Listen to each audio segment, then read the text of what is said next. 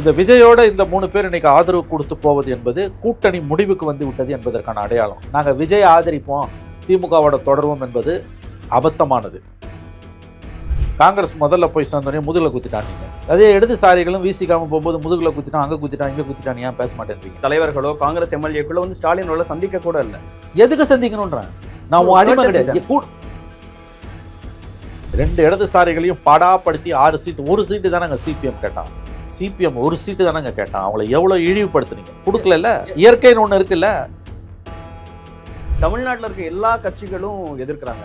இன்னைக்கு காங்கிரஸ் போராட்டம் பண்ணியிருக்கிறாங்க. ஆனா விஜய் அவர்கள் தாவேக்கா அதுல ஒரு நிலைப்பாடை எடுக்கல. திமுகவும் அண்ணா திமுகவுமே தண்ணி குடிக்கும்போது விஜயால எப்படி நடத்த முடியும்? அது தப்பா டான்ஸ் ஆட போகுதுன்றது நம்ம எல்லாருக்குமே தெரியும். 3 நாளே புரிஞ்சிருச்சு.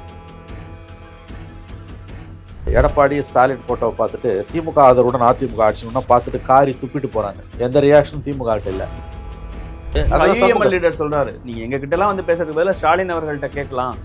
ஐயுஎம்எல் ஸ்டாலினோட கட்டுப்பாட்டுல இருக்கு. அதனால ஐயுஎம்எல் தலைவர் அப்படிதான் சொல்லுவாரு. ஆட்சி வரும் போவோம். இன்னைக்கு ஆட்சி மட்டும்தான் போயிருக்கு. அது மறுபடியும் அடுத்த தேர்தலில் திமுக கிட்ட வரும்.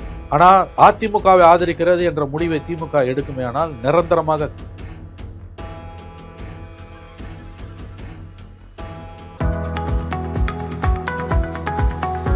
CALS Renewable Energy. Believe in better. KRR Air, atmospheric gases and renewable company, saving lives, transforming industries and protecting environment. வணக்கம். சிறப்பு நேர்காணலில் இன்று நம்மோடு இணைந்திருப்பவர் மூத்த பத்திரிகையாளர் திருமிகு மணி அவர்கள். சார் வணக்கம் சார். 2-3 நாட்கள் போராட்டத்திற்கு பிறகாக 118ங்கிற அந்த மேஜிக் நம்பரை விஜய் அவர்கள் அடைஞ்சிட்டாரு. நம்ம பேசிட்டு இருக்க நொடியில் ஆளுநரையும் சந்திக்க போறாரு. ஆதரவு கிடைச்சிருச்சு. ஜோசப் விஜய் எனும் நான் அந்த குரல் ஒலிக்க போகுதா? கிட்டத்தட்ட அப்படிதான் தெரியுது. 99% இன்னும் 1% கன்ஃபார்ம் ஆகலை. ஏன்னா இப்போ மாலை சரியா 5:45 மே 8ஆம் தேதி 116 எட்டிட்டார். சிபிஐ சிபிஎம் கொடுத்துட்டாங்க. 2-2-4 கொடுத்தாச்சு. திரும்ப எந்த நேரமும் கடிதத்தை கொடுப்பார் என்று எதிர்பார்க்கப்படுகிறது. CPI CPM leaders Veerapandian Shanmugam கொடுத்த பேட்டியில் அவர்களும் இதை உறுதிப்படுத்தி இருக்கிறார்கள். தாங்கள் கடிதம் கொடுத்து விட்டோம், நிபந்தனையற்ற ஆதரவு என்று. திரும்ப அவர்கள் 6:30 மணி வாக்கில் ஜாயின் பண்ணுவார். அவர் ஏற்கனவே இடதுசாரிகள் முடிவு தான் என் முடிவு என்பதை தெரிவித்து விட்டார். அதை வீரபாண்டியன் அவர்கள் சுட்டி காட்டியிருக்கிறார். ஆகவே 99% அந்த வெற்றி கோட்டை விஜய் அவர்கள் எட்டிவிட்டார் என்று நாம் எடுத்துக்கொள்ளலாம். ஃபார்மல் கன்ஃபர்மேஷன் திரும்ப கிட்டேருந்து வர வேண்டியிருக்கிறது. எந்த நேரமும் அது எதிர்பார்க்கப்படுகிறது. அது கிடைத்தவுடன் ஆளுநரை விஜய் அவர்கள் சந்திக்கிறார். மே 10ஆம் தேதி திங்கட்கிழமைக்குள் புதிய அரசு அமைய வேண்டும். அதுக்கு தான் லாஸ்ட் டேட் உங்களுக்கு இன்றைக்கி மே 8னா திங்கட்கிழமை ஞாயிற்றுக்கிழமைக்குள்ளே புதிய அரசு அமைய வேண்டும். ஏன்னா லாஸ்ட் டைம் சட்டசபை மே 10ஆம் தேதி தான் உருவாக்கப்பட்டது. அப்படி 10ஆம் தேதி இரவு 12 மணிக்குள் உங்களுக்கு புதிய அரசு அமையவில்லை என்றால் குடியரசுத் தலைவர் ஆட்சி அமல்படுத்தப்படும். That's a constitutional mandate. So அதற்குள் ஒரு அரசை அமைக்க வேண்டிய நிர்பந்தம் இந்த கட்சிகளுக்கு இருக்கிறது. ஒருவேளை அப்படி அமைய முடியாமல் போனால் இரவு குடியரசுத் தலைவர் ஆட்சி அமல்படுத்தப்பட்டுவிடும். இவங்களே தங்களுடைய செய்தியாளர் சந்திப்பில் கவர்னர் ஆட்சி வந்துடக்கூடாது. போத் கவர்னர் ஆட்சி பிரசிடென்ட் ரூல் ரெண்டுமே ஒன்று தான். மத்திய அரசோட ஆளுநர் ஆட்சி என்பது குடியரசுத் தலைவர் ஆட்சி. It's president rule. ஸோ குடியரசுத் தலைவர் ஆட்சி வரக்கூடாது என்பதற்காகத்தான் நாங்கள் இதை செய்கிறோன்னு தான் திருமாவளவனும் நம்ம வீரபாண்டியனும் நம்முடைய சண்முகம் சொல்லி இருக்கிறார்கள். ஸோ அந்த கால நெருக்கடி இருக்கிறது. எண்ட்லெஸ்ஸாக இது போக முடியாது, வெயிட் பண்ண முடியாது. நீங்கள் நேற்றைக்கு ஆளுநர் அவர்கள் ஒரு பேட்டியில் 118 நம்பர் இருந்தனா நான் யாரை வேணா கூப்பிடுவேன், திமுக வந்தாலும் கூப்பிடுவேனார். அது ரொம்ப அதிகப்படியான பேச்சு. 118 வேணும்னு பொதுவெளியில் சொல்கிறதே தப்பு. சிங்கிள் லார்ஜஸ்ட் பார்ட்டியை அவர் கூப்பிட்டுருக்கணும். உச்சநீதிமன்றத்தின் பல தீர்ப்புகள் இதை தெளிவுபடுத்தியிருக்கிறேன். மெஜாரிட்டி இருக்கா இல்லையான்னு பார்க்க வேண்டியது இதில் தானே ஒழிய உங்களுக்கு ஃப்ளோரில் தானே ஒழிய வெளியில் கிடையாது உங்களுக்கு. ஆகவே அதை வைத்து நம்ம பார்க்கும்பொழுது தெளிவாக தெரியுது இந்த முடிவு தவிர்க்க முடியாதது. இதுக்கு மேலேயும் காலதாமதப்படுத்தினாங்கன்னா இப்போ திமுக ஆதரிக்கிறதுன்றதெல்லாம் அவ்வளோ சுலபமாக நடைமுறைக்கு வரக்கூடியது கிடையாது. அதில் பல பிரச்சனைகள் இருக்குது. இன்னொன்று அதெல்லாம் ரூமர்ஸ் இல்லையா? ரூமர்ஸ் இல்லை. ஏன்னு கேட்டிங்கன்னா நீங்கள் ஹிந்து பேப்பர்லேயே போட்டிருக்காங்க. அதை வெளிப்படையாக திமுக ஒன்றும் மறுக்கலை. மாறி மாறி பேசினாங்க. 2 தலைவர்கள் எல்லா முடிவும் ஸ்டாலின் எடுப்பார்னாங்க. 2 தலைவர்கள் இல்லை, அதுக்கு வாய்ப்பு இல்லைனாங்க. திமுக அதுக்கு முற்றுப்புள்ளி வைக்கவில்லை. 3 நாளாக அந்த பேச்சை திமுக வளர்த்து கொண்டு இருக்கிறது.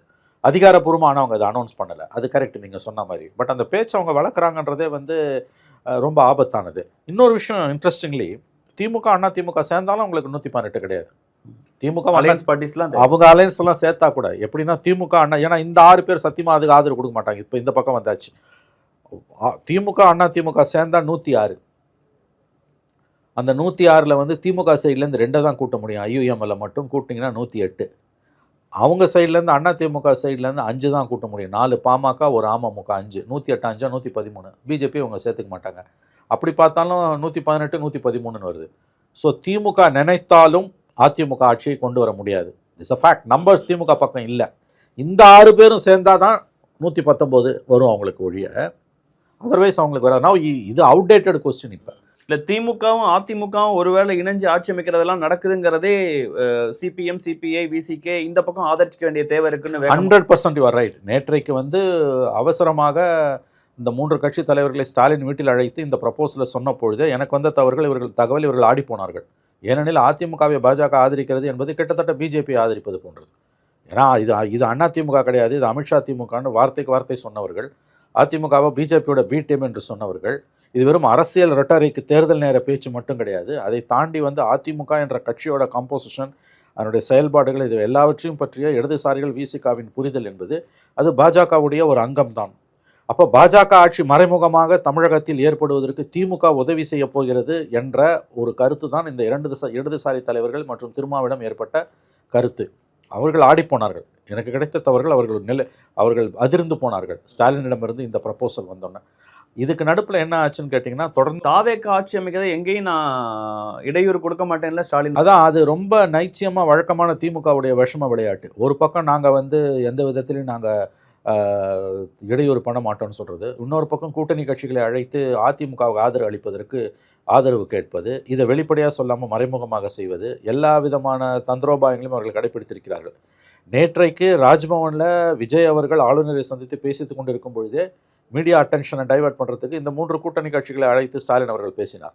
அப்பொழுதே தெரிந்து விட்டது இந்த இடதுசாரி தலைவர்களுக்கும் 2 பேருக்கும், திருமாவுக்கும் திமுக தன்னுடைய வழக்கமான விஷம விளையாட்டை ஆரம்பித்து விட்டது. அவர்களுடைய ஒரே நோக்கம் விஜய் சிஎம் ஆகக்கூடாது, அதுக்கு எந்த எல்லைக்கும் அவர்கள் போவார்கள் என்பதை அவர்கள் புரிந்து கொண்டு தான் நேற்றையிலிருந்தே இந்த யோசனையில் அவர்கள் இறங்கியிருக்கிறார்கள். இதுக்கு நடுப்புற முக்கியமான நடந்த ஒரு விஷயம் என்னென்னா, கடந்த 3 நாட்களாகவே டெல்லியில் ராகுல் காந்தி தொடர்ச்சியாக டி ராஜா மற்றும் எம்ஏ பேபி இருவரும் தொடர்ந்து பேசியது. கார்கே அவர்கள் தொடர்ந்து திருமாவளவனிடம் பேசியது. அங்கிருந்து கொடுக்கப்பட்ட அழுத்தத்தால் தான் இவர்கள் இந்த முடிவை எடுத்திருக்கிறார்கள். ஆஃப்கோர்ஸ் திருமா நம்ம பேசிக்கொண்டிருக்கக்கூடிய இந்த நேரமுறையில் திருமாவிடமிருந்து அதிகாரப்பூர்வ கடிதம் வரவில்லை. அது எந்த நேரத்திலும் வரும் என்று எதிர்பார்க்கப்படுகிறது. அப்படி வந்ததுன்னா கவர்னருக்கு கண்டிப்பாக விஜய் அவர்களை ஆட்சி அமைக்க அழைப்பது தவிர வேறு வழியே கிடையாது. அப்படி இல்லை, அவர் கவர்னர் அழைக்கலன்னா ஞாயிற்றுக்கிழமை இரவு பிரசிடென்ட் ரூல் போடப்படும், குடியரசுத் தலைவர் ஆட்சி வரும். ஐ திங்க் அதற்கு வாய்ப்பு குறைவு என்று தான் நான் பார்க்கிறேன்.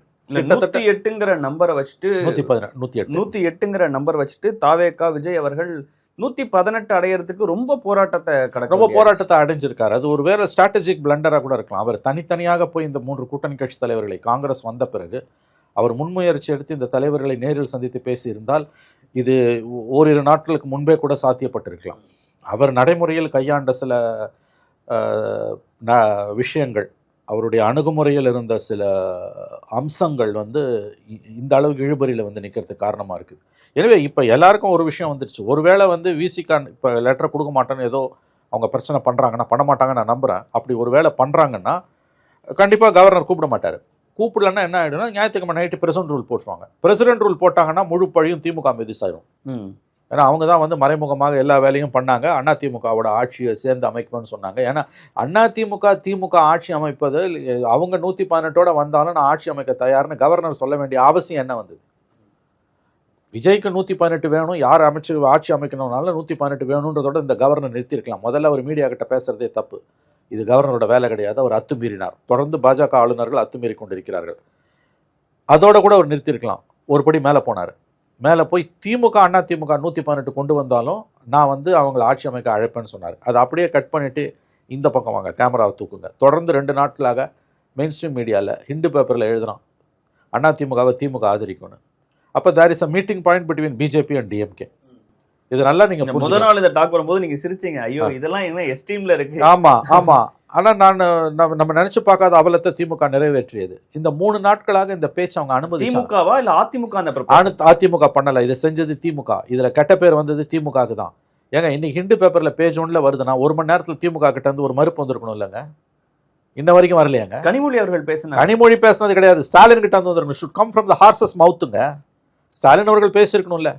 பாஜகவை திமுக ஆதரிக்கிறதுன்னு ஒரு பேச்சு வந்துன்னா அடுத்த 1 மணி நேரத்தில் அறிக்கை வரும். அது இன்னைக்கு வந்து அடுத்த நாள் காலையில் மாதிரி பேப்பரை பார்த்து தெரிஞ்சுக்கணும் அவசியம் இல்லை. இன்ஸ்டன்ட் உலகம் இது.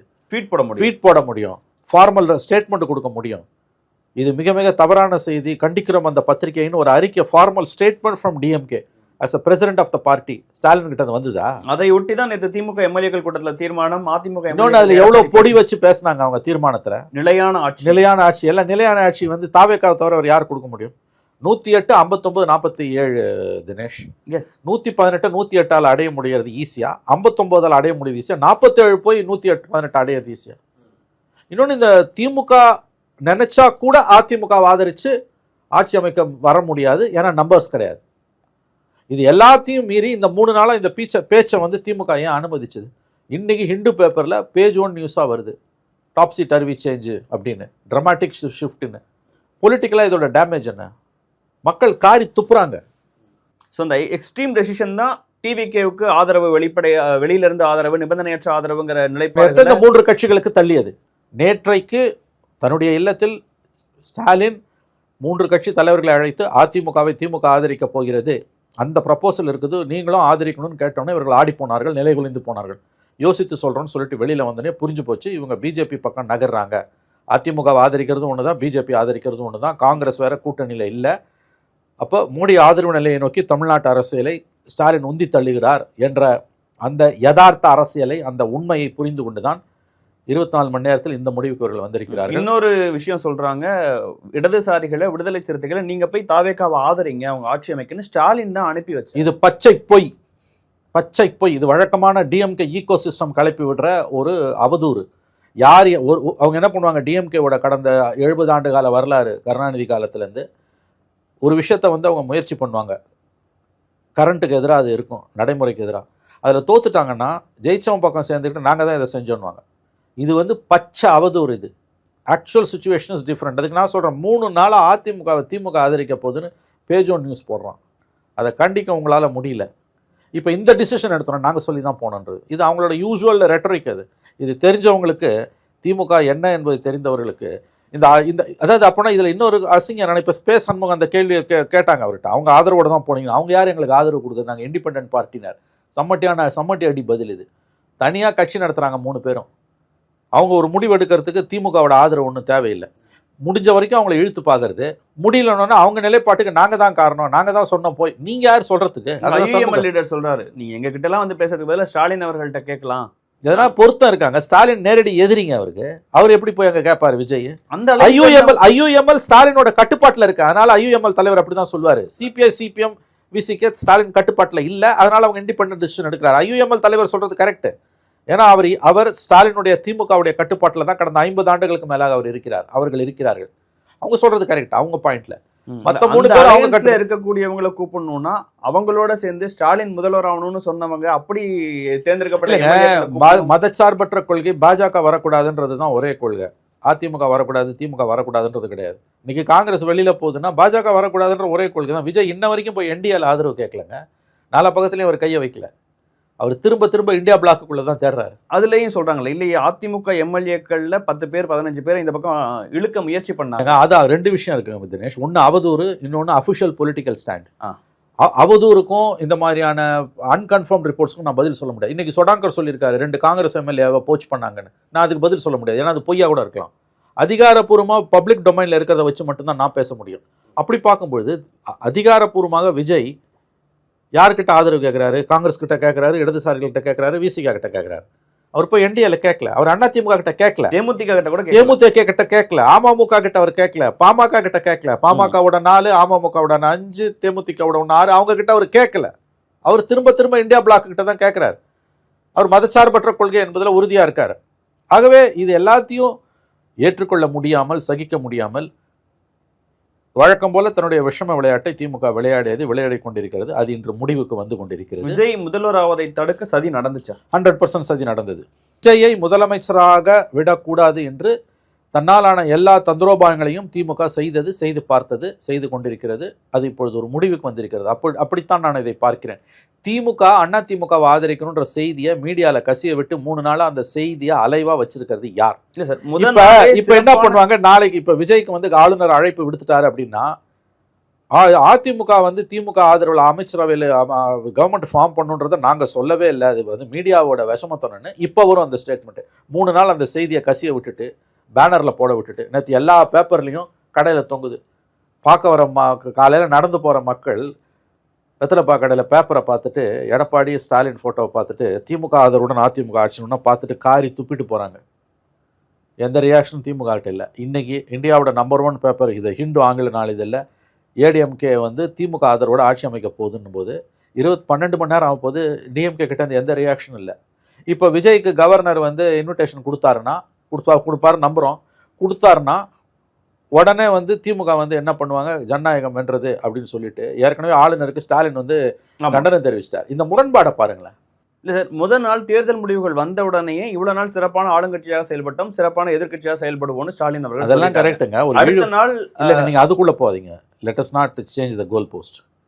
ஒரு கிளியர் மேண்டேட் இல்லை, it's a fractured mandate. Numbers அவங்ககிட்ட இல்லை. நம்பர்ஸ் இல்லைன்னும் போது வேரியஸ் காம்பினேஷன்ஸை பார்க்கும்போது காங்கிரஸ் முதல்ல போய் சேர்ந்துடுறாங்க. காங்கிரஸ் முதல்ல போய் சேர்ந்தோடனே முதுகில் குத்திட்டான். நீங்கள் அதே இடதுசாரிகளும் வீசிக்காமல் போகும்போது முதுகில் குத்திட்டான், அங்கே குத்திட்டான், இங்கே குத்திட்டான், ஏன் பேச மாட்டேன்றீங்க? இல்லை சார், எல்லாம் சேர்ந்தான குத்துறான். விதம்னு ஒன்று இருக்குல்ல, அவங்க அந்த காங்கிரஸ் தலைவர்களோ காங்கிரஸ் எம்எல்ஏக்களோ வந்து ஸ்டாலினோட சந்திக்க கூட இல்லை. எதுக்கு சந்திக்கணும்ன்றேன் நான்? உன் அடிமை கிடையாது. இல்லை சார், தேர்தல் நேரத்தில் மட்டும்தான் கூட்டணி, மற்ற நேரத்தில் கூட்டணி கிடையாது. இன்னொன்று, கூட்டணி அரசு ஸ்டாலின் நடத்தலை, அவர் நடத்தினது திமுக அரசு. எதற்காக ஸ்டாலினோட அனுமதி காங்கிரஸுக்கு தேவை? மன்னிக்கணும், அனுமதின்னு சொல்லல சார். அவங்க எல்லாரும் சேர்ந்து ஒரு எலெக்ஷனை ஃபேஸ் பண்ணியிருக்கும் போது, ஒரு நம்பர்ஸ் வந்திருக்கும் போது அந்த அந்த இடத்துல இருந்து அவங்களுடைய அலையன்ஸ் தோத்துருக்கு ஏதோ ஒரு வகையில். ஆனா ஒரு 1 டேக்குள்ள இன்னொரு பக்கம் ஷிஃப்ட் ஆகிறாங்க. அதை நீங்க நேரடியா பார்க்கும்போது, இப்ப மேம்போக்கா பார்க்கும்போது உங்க கேள்வியில ஒரு நியாயம் இருக்கும். ஆனா அந்த அலையன்ஸை அவங்க எப்படி நடத்தினாங்க, கூட்டணி கட்சிகளை எப்படி சிதைச்சாங்க? காங்கிரஸ் மட்டும்தான் 3 சீட்டுக்கு வாங்க முடிஞ்சுது. மற்றவங்கெல்லாம் 2 இடதுசாரிகளையும் பாடாப்படுத்தி 6 சீட்டு, 1 சீட்டு தானே அங்கே சிபிஎம் கேட்டான். சிபிஐயாவது உடனே ஒத்துட்டு கழுத்து போட்டு போயிட்டான். சிபிஎம் 1 சீட்டு தானேங்க கேட்டான். அவங்கள எவ்வளோ இழிவுபடுத்துனீங்க. அவங்க தேசிய செயலாளர் வந்து இங்கே இருந்து பேசியும் கொடுக்கல. இயற்கைன்னு ஒன்று இருக்குல்ல, இன்னைக்கு அந்த 2 பேர் அங்கே போகிறான். இல்லை, அது அந்த பக்கமாக மாற்றி பார்க்கணும்ல. அப்போ தாவேக்கால இருந்து திமுக கூட்டணியில் இருக்கக்கூடிய மற்ற கட்சிகளை என்னென்னலாம் விமர்சனங்கள் பண்ணாங்கன்னு ஒன்று இருக்குல்ல, கல்லாப்பெட்டி கூட்டணி, காங்கிரஸ். இது எப்படின்னு கேட்டீங்கன்னா, இது நல்ல கேள்வி. விசிகால 20 பேர் தான் இருக்கிறாங்கன்னு ஆதவ அர்ஜுனா. இதெல்லாம் நல்ல கேள்வி, நான் மறுக்கல இது எல்லாத்தையுமே. ஆனால் bottom line of Tamil Nadu politics, for that matter Indian politics, அதில் குறிப்பாக Tamil Nadu politics, BJP anti BJP.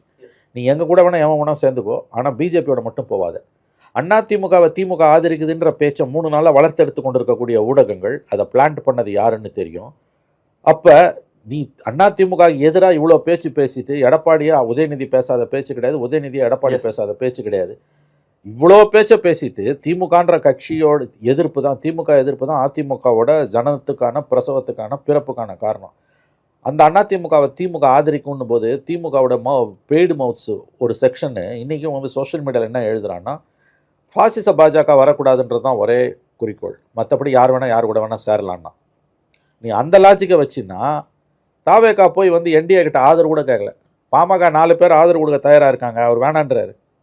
அவங்ககிட்ட அஃபிஷியலாக கேட்கல, கொடுத்தாலும் வேணான்ற ஒரு அரசியல்வாதியை பார்த்துருப்பீங்களா? அப்போ அந்த இடத்துல உங்கள் லாஜிக் அடிபட்டு போகுது. ஆன்டி பிஜேபி தான் ஒரே அளவுகோல்னா அதில் ரொம்ப உறுதியாக இருக்கார் விஜய். ஓகே, ஸோ அந்த ஆங்கிளில் நீங்கள் பார்க்கும்போது இடதுசாரிகளுக்கும் விசிகாக்கும் வந்து வேறு ஆப்ஷன் கிடையாது. இன்னொன்று தினேஷ், திங்கக்கிழமை ஞாயிற்றுக்கிழமை நைட்டு 12 மணிக்குள்ளே நீ புது கவர்மெண்ட்டை ஃபார்ம் பண்ணலன்னா பிரசிடென்ட் ரூல் வந்துடும். பிரசிடென்ட் ரூல் வந்துன்னா அதுக்கப்புறமா ஃபார்ம் பண்ணலாம். நீங்கள் போய் வந்து பார்த்து கொண்டு அதுக்கப்புறம் பிரசிடென்ட் ரூலில் லிஃப்ட் பண்ணிவிட்டு சுப்ரீம் கோர்ட்டுக்கு ஓடி எல்லா அசிங்கமும் நடக்கும். அதனால் முன்னாடியே கவர்மெண்ட்டை ஃபார்ம் பண்ண வேண்டியது ஒரு அவசியம் இருக்குது. ஒருவேளை பிரசிடென்ட் ரூல் வந்ததுன்னா இந்த அதிமுக திமுக ஆதரிக்கும்ன்றது வந்து டேக் ஆஃபே ஆகலை. டிஎம்கேக்கு உள்ளேயே பயங்கர நெகட்டிவ் பேக்லாஷ் ஆயிருக்கு. டிஎம்கேக்கு உள்ளேயே வந்து சீனியர் லீடர்ஸ் யாருமே இதை விரும்பலை. I was told, Kanimozhi, A Raja, TR Baalu யாருமே இதை விரும்பலை. Second rank leaders younger lot இருக்காங்க இல்லையா, அவங்க தான் இதை விரும்பியிருக்காங்க. ஸோ இந்த ஸ்டாலின் அவர்களால் அதிகாரப்பூர்வமாக ஒரு முடிவை எடுக்க முடியல. ஆனால் இந்த பேக்லாஷ் வந்தோன்னா அவர் கொஞ்சம் பின்னடைவை கொஞ்சம் யோசிச்சிருக்காரு. இப்போ அதுக்கு அவுடேட்டடு. இதுக்கு மேற்கொண்டு கண்டிப்பாக வந்து ஒஸ்ட் கேஸ் சினாரியோவில் இப்போ மணி 6:05 நம்ம பேசிகிட்டு இருக்கோம், இதுக்கு வாய்ப்பே இல்லை. பட் ஸ்டில் ஒரு ஹைப்போத்தட்டிக்கலாக சொல்கிறேன், எக்ஸ்ட்ரீம்லி ஹைப்போதட்டிக்கலாக ஒருவேளை திரும்ப வந்து நான் ஆதரவு கொடுக்க மாட்டேன்னு சொல்லிட்டாருனாலும், சொல்ல மாட்டார் என்று நாம் நம்புகிறோம். ஒருவேளை அப்படி அவர் சொன்னார்னாலும் அதிமுகவை திமுக ஆதரித்து கவர்மெண்ட் ஃபார்ம் பண்ண முடியாது. பிகாஸ் அதுக்கு நம்பர்ஸ் கிடையாது. அப்படி ஒரு நிலைமை வந்துன்னா இன்னும் 48 மணி நேரத்தில் பிரசிடென்ட் ரூல் வந்துடும். அப்படி பிரசிடென்ட் ரூல் வந்ததுன்னா எல்லா கட்சிகளுக்கும் அது மிகப்பெரிய நெருக்கடி. ஆளுநர் அவர்களின் செயல்பாடு தனிப்பெரும் கட்சியை ஆட்சி அமைக்க அழைக்கணும், அதை செய்யலைங்கும் போது தமிழ்நாட்டில் இருக்க எல்லா கட்சிகளும் எதிர்க்கிறாங்க. இன்னைக்கு காங்கிரஸ் போராட்டம் பண்ணியிருக்கிறாங்க, இன்னைக்கு ஆதரவு கொடுத்திருக்க சிபிஐ, சிபிஎம், ஈவன் ஸ்டாலின் அவர்கள் முதற்கொண்டு எல்லாருமே எதிர்த்திருக்கிறாங்க. ஆனா விஜய் அவர்கள் தாவேக்கா அதுல ஒரு நிலைப்பாடை எடுக்கல. இப்ப பாஜக எதிர்ப்புல அப்புறம் எப்படி ஸ்ட்ராங்கா இருப்பாரு அப்படிங்கிற கேள்வி. நல்ல கேள்வி, ரொம்ப நல்ல கேள்வி. இதெல்லாம் ரொம்ப டிஸ்டர்பிங்கான கொஸ்டின்ஸ். அவருக்காக அவரை தவிர எல்லாரும் பேசுறாங்க. இது ரொம்ப அவலமானது. இன்னைக்கு காங்கிரஸ்காரன் போய் ஆர்ப்பாட்டம் பண்றான், தாவேகா ஆளுங்க யாருமே இல்லை. தாவேகா கிட்ட இருந்து கவர்னரோட நடவடிக்கை எதிர்த்து ஒரு ரியாக்ஷனுமே இல்லை. இவையெல்லாம் டிஸ்டர்பிங்கான கொஸ்டின்ஸ், நான் மறுக்கவில்லை. 100% நீங்கள் சொல்கிறது correct Dinesh, I totally agree with you. ஆனால் லார்ஜர் பிக்சரை பார்த்தீங்கன்னா ஜனநாயகம் என்பது என்ன, ஜனநாயகத்தை மறுக்கக்கூடியவனுக்கும் இருக்கக்கூடிய ஜனநாயக உரிமையை பாதுகாப்பது, அதற்காக குரல் கொடுப்பது தான் ஜனநாயகம் என்பது. இன்றைக்கு இந்தியா முழுவதும் மாநில உரிமைகளை பறித்து அதன் மேல் ஏறி நின்று ஆட்சி செய்து கொண்டிருக்கக்கூடிய பாரதிய ஜனதா கட்சி, இங்கே ஒரு எலெக்டட் கவர்மெண்ட் வந்திருக்குது. 34% மக்கள் ஒரு கட்சிக்கு வாக்களித்து 108 சீட்டு வந்திருக்குது. அன்ஃபார்ச்சுனேட்லி அது சீட்டாக அந்த பர்சன்டேஜ் கன்வெர்ட் ஆகல. 1977 எம்ஜிஆர் 30% ஓட்டு வாங்கி 130 சீட்டு வாங்கி ஜெயிச்சார். ஆனால் இவர் துரதிருஷ்டவசமாக 34 சீட்டு வாங்கி 34% வாங்கி 108 சீட்டு தான் வாங்கியிருக்கார். இவருக்கு அடுத்தபடியாக 24% வாங்கி 59 சீட்டு திமுக, 21, 22 வாங்கி ஏடிஎம்கேக்கு வந்து 47 சீட்டு வந்திருக்கு.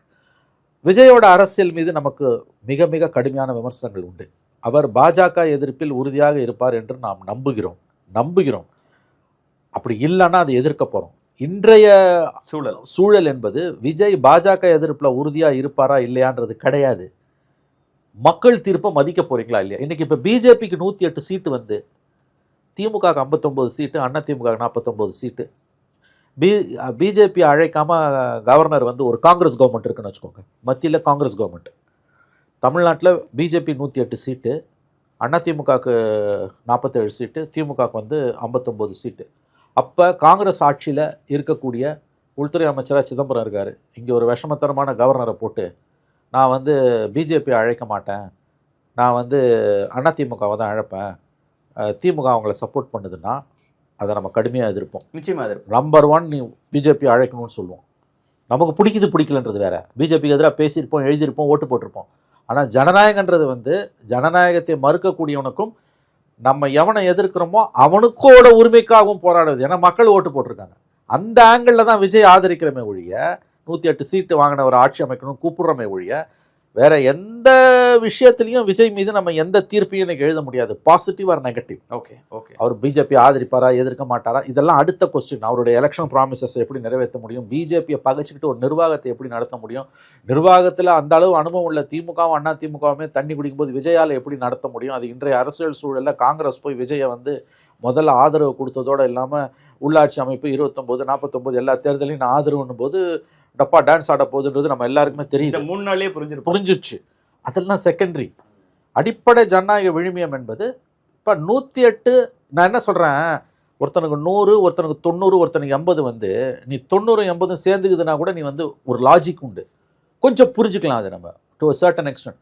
ஒருத்தனுக்கு 108, ஒருத்தனுக்கு 59, ஒருத்தன் 47 போது பாதி நான் 47 ஆரம்பிக்கிற 59 கூப்பிடுவேன்னு கவர்னர் கூச்சமே இல்லாமல் பேசுறாருன்னா இது எவ்வளோ பெரிய அயோக்கியத்தனம். இது யாருக்கு நடந்தாலும் நம்ம எதிர்ப்போன்றோம். புரிஞ்சுக்க முடியுது. ஜனநாயகத்திலங்க, இந்திய அரசியல் அமைப்பு சாசனத்தில் ஜனநாயகத்தில் மக்களால் தேர்ந்தெடுக்கப்பட்ட ஒரு அரசு 2 முறை டிஸ்மிஸ் செய்யப்பட்டது திமுக அரசு. மற்றவங்களை விட அவங்களுக்கு அந்த வலியும் வேதனையும் தெரியும். அப்படி இருக்கும்போது எதற்காக அதிமுகவை ஆதரிக்க போகிறோம் என்கிற அந்த ட்ரையல் பலூனை எதுக்கு விட்டாங்க? ஓகே, தவறு செய்து விட்டார்கள் அவர்கள். எனவே இதுக்கு மேலேயும் வந்து விஜய் சிஎம் ஆவதை அமைப்போ ஆளுநரோ பிஜேபியோ திமுகவோ தடுக்குமே. ஆனால் அதை விட ஒரு ஜனநாயக படுகொலை வேறு எதுவும் இருக்க முடியாது. மக்கள் இவர்களுக்கு தக்க பாடத்தை அடுத்த தேர்தலில் புகட்டுவார்கள்.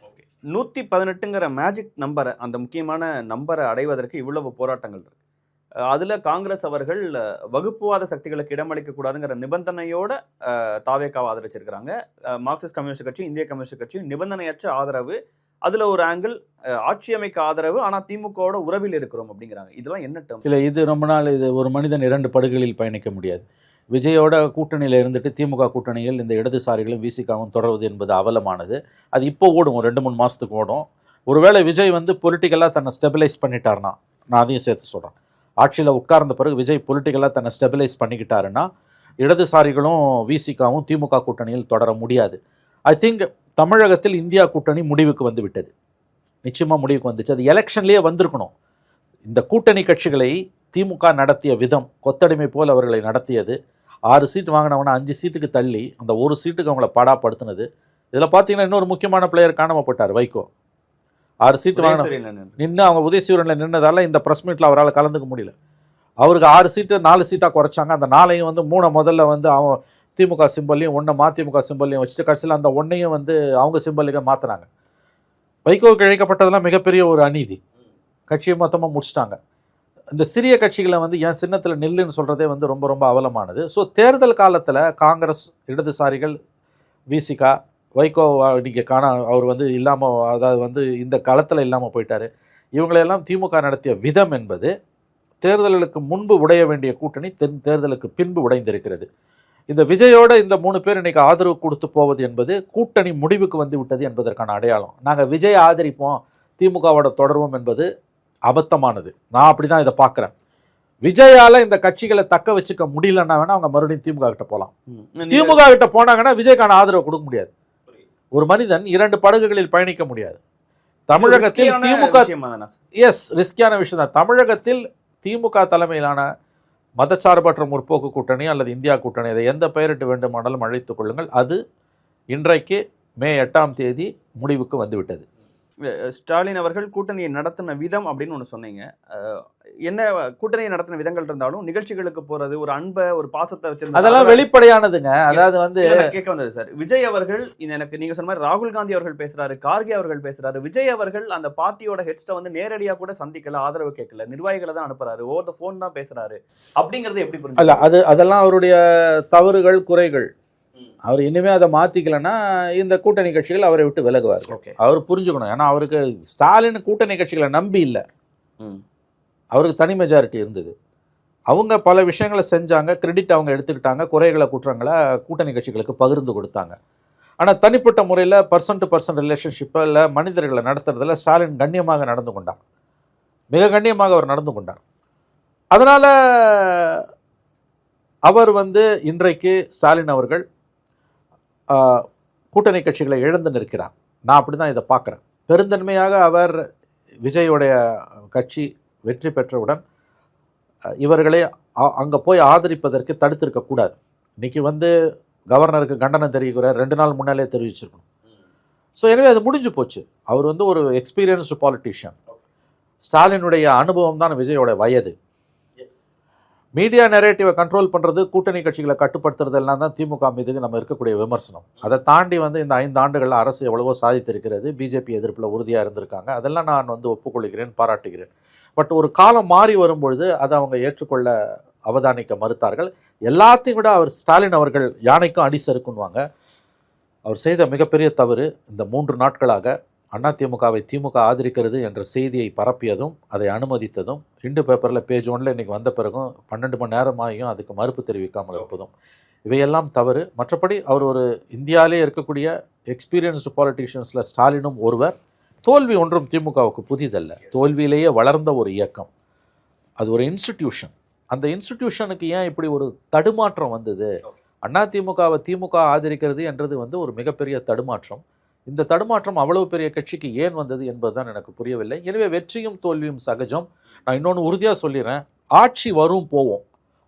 இன்றைக்கி ஆட்சி மட்டும்தான் போயிருக்கு, அது மறுபடியும் அடுத்த தேர்தலில் திமுக கிட்ட வரும், அதுமாதிரி வந்திருக்குது. ஆனால் அதிமுகவை ஆதரிக்கிறது என்ற முடிவை திமுக எடுக்குமே ஆனால் நிரந்தரமாக கட்சி காணாமல் போய்விடும். அதற்கு அநேகமாக வாய்ப்பில்லை என்று தான் நான் நம்புகிறேன். எதிர்காலத்தை கருத்தில் கொண்ட ஒரு முக்கியமான கேள்வி, இந்த 118ங்கிற நம்பர்ஸ்க்கு இவ்வளோ போராட வேண்டியிருக்கு. எப்படி விஜய் அவர்கள் இந்த ஆட்சியை நடத்த போகிறார்? ரொம்ப கஷ்டமான கேள்வி. இந்த நம்பர்ஸை வச்சுட்டு அவர் ஃபுல் 5 இயர் டேர்மாக நடத்த முடியாது. நான் அதையும் சொல்லிடுறேன். இந்த கூட்டணி கட்சிகளை வச்சுக்கிட்டு அவர் 6 மாதம் நடத்தினார்னா ஆச்சரியம். என்னடா கட்சியில் குண்டை தூக்கி போடுறானேன்னு சொல்லாது. அதான் இல்லை அதுதான் நான் சொல்கிறேன். நீங்கள் கேட்டீங்க, அதனால் நான் சொல்கிறேன். நான் ஏற்கனவே வேற ஒரு தொலைக்காட்சியில் புதிய தலைமுறையில் சொன்னது தான் இங்கேயும் உங்களுக்கு சொல்கிறேன். 5 ஆண்டுகள் இந்த ஸ்டெபிலிட்டிக்கு இந்த நம்பர்ஸ் போதாது. அப்போ நம்பர்ஸ் அவர்கிட்ட எங்கேருந்து வரும்னா, இந்த ஒன்லி ஆப்ஷன் ஏடிஎம்கே கிட்டேருந்து வரணும். ஏடிஎம்கே கிட்டேருந்து எப்படி வரும்னு எனக்கு தெரியாது. வரலன்னா இந்த நம்பர்ஸை வச்சுக்கிட்டு, இது நித்தியகண்டம் பூர்ண ஆயுசு, நம்பர்ஸ் வைஸ் மட்டும் நான் சொல்லலை, அப்படி கூட ஆண்ட கட்சிகள் இருக்குது கேரளாலாம். ஐடியாலஜிக்கலி இந்த 3 பார்ட்டிஸை வச்சுக்கிட்டு இவங்க மிக கடுமையான ஆன்டி பிஜேபி ஆன்டி மோடி சென்டிமெண்ட்டில் பாலிடிக்ஸில் இருக்கவங்க. அது சரி தப்பு அதுக்குள்ளே நான் போக விரும்பல, அது வேறு ஆர்குமெண்ட் உங்களுக்கு. இவங்களோட aggressive anti BJP anti Modi politics வந்து விஜயால் கை கொள்ள முடியாது. அவர் அந்த பாலிடிக்ஸ் பண்ண முடியாது. அவருக்கு பாதிப்பு வரும்போதே அவர் குரல் கொடுக்கல, மற்றவெல்லாம் குரல் கொடுக்குறான்.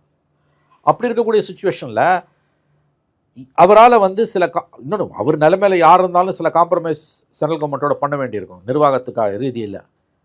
ஸ்டாலினே எவ்வளோ காம்ப்ரமைஸ் பண்ணார். அப்போல்லாம் ஆட்சி நடத்துறதுன்றது வேறு. அப்போல்லாம் வந்து மென்மையான விதத்தில் அதை ஹேண்டில் பண்ண சில நேரத்தில் கண்டு காணாமல் இருந்த இடதுசாரிகளை வீசிக்காவும் விஜய் அவர்களுடைய ஆட்சியில் ஒருவேளை அவர் முதலமைச்சர் ஆனால், ஏன்னா இந்த நிமிஷம் வரைக்கும் கவர்மெண்ட் அது கன்ஃபர்மேஷன் வரல, அதையும் சேர்த்து தான் நான் திரும்ப வித் கேவியேட் போட்டு பேசுகிறேன். ஏன்னா இல்லாட்டி நம்ம ஒன்று பேசி நீங்கள் ஒளிபரப்பான பிறகு ஏற்கனவே என் மேலே அன்பும் காதலும் கொண்டவர்கள் நிறைய பேர் இருக்காங்க, வச்சு வறுத்து எடுத்துருவாங்க. என்னோட சேர்ந்து நீங்களும் பாதிக்கப்படுவீங்க. அதனால் உங்களை சேர்ந்து தான் நான் காப்பாற்றுறேன். ஒருவேளை விஜய் சிஎம் ஆனால் காம்ப்ரமைஸ் நிறையா பண்ண வேண்டியிருக்கும். அப்படி பண்ணும்பொழுது இவர்கள் மிக கடுமையாக அதை விமர்சிப்பார்கள். ஏன்னா தங்களுடைய வாக்கு வங்கி போயிடக்கூடாது. ஏன்னா இந்த 3 பேர் இப்போ சப்போர்ட் பண்ண பிறகு இருக்கக்கூடிய மிகப்பெரிய ரிஸ்க் என்னென்னா, இவங்களுடைய வாக்கு வங்கியை குறிவைத்து திமுக தாக்குதல் நடத்தும் பொலிட்டிக்கலி. அது தப்பே கிடையாது, that's correct. Political assault on DMK and VCK and லெஃப்டோட vote bank will be much more aggressive after this decision once Vijay becomes chief minister or if he becomes chief minister. அப்படி இருக்கும் பொழுது வந்து அந்த வாக்கு வங்கியை காப்பாற்றுறதுக்கு இவங்க முன்பை விட அதிகமாக aggressive anti BJP anti Modi பாலிடிக்ஸை கையில் எடுப்பாங்க. அது விஜய்க்கு தலைவலி. அதனால தான் நான் சொல்கிறேன், 6 மாதத்துக்கு மேலே இந்த கவர்மெண்ட் ஓடிச்சுன்னா எனக்கு அது ஆச்சரியம். உங்களுக்கு தம்புநெயில் கொடுத்தா நினச்சிக்காதீங்க, இதுதான் உண்மை. அப்போ நிரந்தரமாக நான் திரும்ப சொல்கிறேன், ஏற்கனவே சில பேட்டிகளில் சொன்ன மாதிரி இந்த அரசாங்கத்தோட ஸ்டெபிலிட்டின்றது, ஸ்திரத்தன்மை என்பது நம்பர்ஸ் இது பத்தாது. அது விஜய் கட்டது மட்டும், ஏடிஎம்கே கட்டது மட்டும்தான் வரணும். ஏடிஎம்கே கட்டது எப்படி வரும், அதுக்கு இவர் கொடுக்க வேண்டிய விலை என்ன, ஐ டோன்ட் நோ. பட் இன்னைக்கு ஒருவேளை ஆளுநர் அழைப்பு விடுத்தால் முதலமைச்சர் ஆவார். ஸ்பீக்கர் எலெக்ஷன் உங்களுக்கு அந்த ப்ரொசீஜர் தெரியும். முதலமைச்சராக பதவி ஏற்கணும், அதன் பிறகு புரோட்டம் ஸ்பீக்கர் தற்காலிக சபாநாயகராக பதவி பிரமாணம் செய்து வைக்கப்படுவார். அதன் பிறகு அவர் உறுப்பினர்களுக்கு பதவி பிரமாணம் செய்து வைப்பார். அதன் பிறகு ஸ்பீக்கர் எலெக்ஷனில் தெரிஞ்சிடும் இருக்கா இல்லையா, தப்பிச்சிடும் அநேகமாக. அதன் பிறகு கான்ஃபிடன்ஸ் மோஷன், அதில் தப்பிச்சிடுவார். ஒன்ஸ் கான்ஃபிடன்ஸ் மோஷன் தப்பிச்சிட்டாருன்னா 6 மந்த்ஸ்க்கு நோ கான்ஃபிடன்ஸ் மோஷனோ மூவ் பண்ண வேண்டிய தேவையோ மூவ் பண்ணவோ முடியாது. அதுக்கு பிறகு தான் சிக்கல் இருக்குது. பொலிட்டிக்கலாக இந்த 6 பேரும் வந்து ஏடிஎம்கே மாதிரியோ பாமக மாதிரியோ இருந்தாங்கன்னா, பொலிட்டிக்கலாக அக்ரெசிவ் ஸ்டாண்ட் இல்லாதவளாக இருந்தாங்கன்னா அவங்கள ஹேண்டில் பண்ணுறது ஈஸி. இந்த 6 கட்சிகள் வந்து 6 எம்எல்ஏஸும் வந்து தேர் அக்ரெசிவ் பொலிட்டிஷியன்ஸ். அதாவது அவங்களுக்கு வந்து ரொம்ப தீவிரமான கொள்கைகள் இருக்குது, கொள்கை சார்ந்த அரசியல் இருக்குது. அது பலவீனம் ரெண்டுமே அதுதான். ஸோ அதில் ஸ்டாலின் முடிஞ்ச அதாவது இப்போ மோடி அரசாங்கம் சொல்லுவீங்க நீங்க, எலெக்ஷன் முடிஞ்ச அடுத்த நாள் அவங்களாம் எதிர்கட்சியாக மாறிடுவாங்க. இப்போ ஸ்டாலின் விஷயத்தில் அவ்வளவோ தவறுகள் நடந்தாலும் வந்து போராட வேண்டிய அளவுக்கு போராடாமல் அவங்க வந்து ஒரு மென்மையான அணுகுமுறையை தான் கையாண்டாங்க. அந்த மென்மையான அணுகுமுறை அவங்க மேலே விமர்சனமாகவே வைக்கப்பட்டது. அந்த மென்மையான அணுகுமுறையை வந்து இந்த விஜய் அரசாங்கத்தில் நம்ம இவங்க கிட்ட எதிர்பார்க்க முடியாது, டிஃபரெண்ட்டாக எதிர்பார்க்க முடியாது. டெய்லி கத்தி மேலே நடக்கிற மாதிரி. அதனால தான் நான் சொன்னேன், 6 மாதத்துக்கு மேலே இந்த கவர்மெண்ட் நீடிச்சுன்னா அது ஆச்சரியம். பொறுத்து பாப்பா சார். இன்னும் பேசுவதற்கு நிறைய இருக்குது. இவ்வளோ நேரம் நேரத்தையும் கத்திலையும் பயன்படுறதுக்கு நன்றி.